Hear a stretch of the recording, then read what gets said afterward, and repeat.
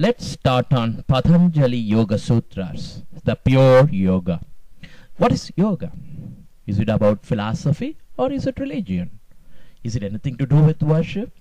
Do I have to have a separate lifestyle? If so, why should I have to know about yoga?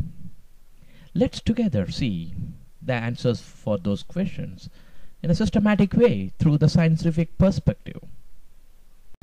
Patanjali divided the Yoga Sutras into 4 evolutionary stages, otherwise called padas.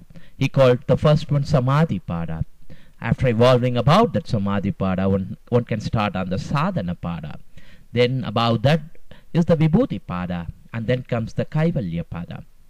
The first Pada is the Samadhi Pada. Let's start on that. In the first Pada, the first sutra starts like this. Adha Yoga Anushasanam. What do we mean by Adha Yoga Anushasanam? Adha means now, or it could be it's time to. Anushasanam is like reinvention, reinterpretation, re-rendering. Yoga. So Yoga Anushasanam is reinventing yoga. In total, it can be interpreted as it's time to reinvent the term yoga. From the very first sutra saying that let's reinvent the yoga, it's obvious that yoga existed long before Patanjali came in. Only it got limitedly identified over a period of time. Why the limited identification? Let's find out how we identify yoga today in the most of the world. Everywhere, yoga goes with asanas. People think stretching exercises is what yoga is all about. It's not wrong, but it's just limited. Likewise, pranayama. People think just doing some breathing exercises is all about pranayama.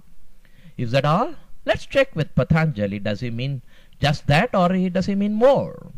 Also, many think that the term yoga needs a separate lifestyle. Likewise, wearing some weird clothes, looking weird, or living in jungles and in mountains.